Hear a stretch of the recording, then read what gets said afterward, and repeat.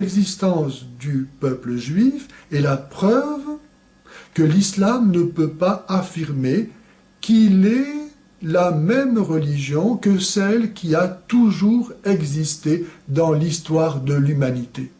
Car le peuple juif a constitué dans l'histoire de l'humanité une nouveauté radicale, un commencement absolu.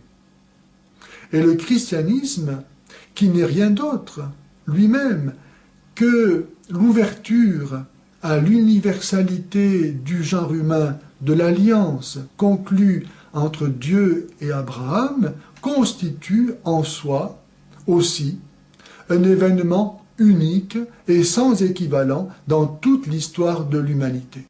Ainsi donc, le judaïsme, comme le christianisme, constituent des exemples uniques qui empêchent l'islam d'affirmer qu'il est la répétition de la même religion qui aurait toujours été donnée dans l'histoire de l'humanité. Le judaïsme, comme le christianisme, ont en eux-mêmes une spécificité qui les distingue de toute autre religion. Ils ne sont réductibles à aucune autre religion.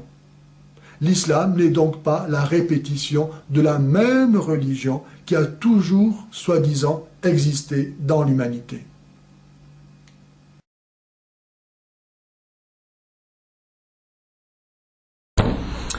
Le nom dans la Torah toujours évoque l'essence.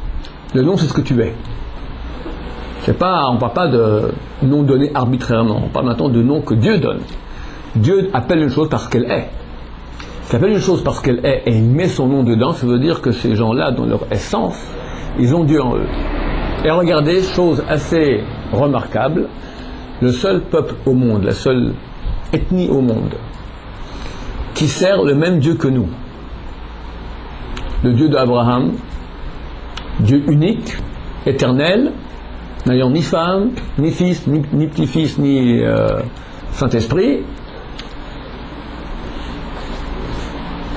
éternel, sans image, sans représentation, le seul peuple au monde, c'est Ishmaël, l'islam. Tous les autres ont une représentation, ou pas de Dieu du tout, ou plusieurs. Le seul qui sert le même Dieu que nous, le Dieu unique sans forme, elle, c'est eux. Donc dans leur essence, ils ont quelque chose.